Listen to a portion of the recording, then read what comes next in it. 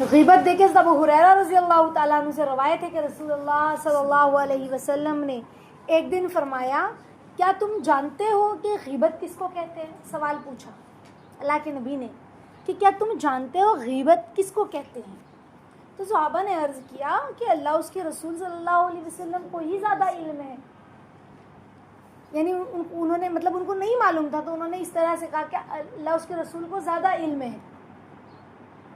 تو آپ صلی اللہ علیہ وسلم نے فرمایا تمہارے اپنے کسی بھائی کا اس طرح ذکر کرنا جس سے اس کو ناگواری ہو. کسی نے عرض کیا کہ حضرت اگر میں اپنے بھائی کی کوئی ایسی برائی ذکر کروں جو واقعتاً اس میں موجود ہو تو کیا یہ بھی غیبت ہے؟ کیا کہا کہ اپنے بھائی کی کوئی ایسی برائی ذکر کرنا جو اس میں موجود ہو اس کے پیٹھ پیچھے، یہ غیبت ہے. تو صحابہ نے کہا یا نبی اللہ اگر وہ برائی اس کے اندر واقعتاً موجود ہو تب بھی یہ غیبت ہے. تو اللہ کے نبی صلی اللہ علیہ وسلم نے کیا ارشاد فرمایا کہ جب کہ وہ برائی اس میں موجود ہو اور اگر اس میں وہ عیب موجود نہیں ہے تو پھر یہ تو بہتان ہوا نا، اور یہ غیبت سے بھی زیادہ سخت گناہ ہے. اگر برائی موجود ہے اور تم اس کی پیٹھ پیچھے برائی کر رہے ہو، ایسی برائی کہ اگر اس کو پتہ چل جائے تو اس کو دل دکھے کہ میرے پیٹھ پیچھے یہ مجھے بولا گیا، تو یہ تو غیبت ہوئی. اور اگر اس کے اندر وہ برائی نہیں ہے اور پھر بھی ہم اس کی پیٹھ پیچھے اس کے بارے میں بول رہے ہیں تو کہا یہ تو پھر بہتان ہو گیا، الزام جسے کہتے ہیں. اور الزام لگانا جھوٹ غیبت کرنے سے زیادہ بہت بڑا گناہ ہے.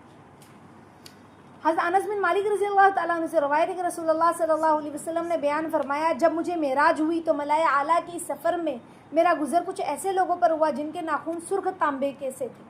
اب سوچو، ناخن تانبے کے، سرخ تانبے کے، جن سے وہ اپنے چہرے اور اپنے سینوں کو نوچ نوچ کر زخمی کر رہے تھے. اللہ اکبر. اگر یہ حدیث ہمارے دل پر لگ جائے نا تو ہم کسی کی غیبت ہی نہیں کریں. نہیں، اللہ تعالیٰ ہم سب کو عمل کرنے کی توفیق عطا فرمائے. تو کہا کہ میں نے دیکھا کہ کچھ لوگوں کے ناخن تانبے کے تھے، لال رنگ کے، اور وہ اپنے سینوں کو اور چہروں کو نوچ نوچ کر زخمی کر رہے تھے. میں نے جبرائیل امین سے پوچھا یہ کون لوگ ہیں جو ایسے سخت عذاب میں مبتلا ہیں؟ تو جبرائیل امین نے کیا بتلایا؟ یہ وہ لوگ ہیں جو زندگی میں لوگوں کے گوشت کھایا کرتے تھے، یعنی اللہ کے بندوں کی غیبتیں کیا کرتے تھے اور ان کی آبروؤں سے کھیلتے تھے. ظاہر سی بات ہے کسی کی پیٹھ پیچھے اس کی غیبت کرنا اس کی انسلٹ کرنے کے برابر ہے نا، اس کی بے عزتی کرنا ہے. یعنی لوگوں میں ہم نے ڈنڈورا پیٹا ہے اس کا، تو آبروؤں سے کھیلنا ہے نا یہ، اور اس کی اتنی بڑی سزا.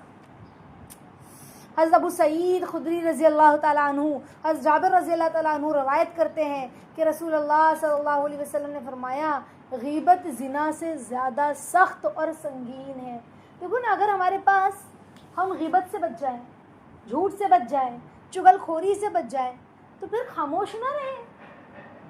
زیادہ تر ہم کیا کریں؟ یا تو خاموش رہیں یا تو اللہ کا ذکر کریں، ہے نا. تو کہا کہ غیبت زنا سے زیادہ سخت اور سنگین ہے. بعض صحابہ نے عرض کیا کہ حضرت غیبت زنا سے زیادہ کیوں اتنی سنگین ہے؟ زنا کس کو کہتے ہیں معلوم ہے نا؟ کسی غیر مرد سے غلط تعلق رکھنا، ہے نا، سمجھ رہے ہیں؟ تو اس سے بھی بڑا گناہ غیبت. ایسے کیسے؟ آپ لوگ سمجھ رہے ہو؟ ہمارے نزدیک ہے ایسا، ہم تو کسی کے بھی چلتے پھرتے کر سکتے ہیں نا غیبت، لیکن کسی غیر مرد سے اللہ نہ سوچ بھی نہیں سکتے نا یہ سب. اللہ سب کی حفاظت فرمائے. تو لیکن اللہ کے نبی کہہ رہے ہیں کہ غیبت جو ہے زنا سے بھی زیادہ سنگین ہے. تو صحابہ نے پوچھا ایسا کیوں؟ تو اللہ کے نبی نے فرمایا اگر انسان بدبختی سے زنا کر لیتا ہے تو صرف اس کو توبہ کرنے سے معافی مل جائے گی. اگر گناہ کر لیا، جذبات میں آ کے زنا کر لیا، کسی سے غیر تعلق قائم ہو گیا، اس کو احساس ہوا، توبہ کر لی، اللہ نے معاف کر دی. سمجھ رہے ہیں؟ اللہ نے مغفرت کر دی.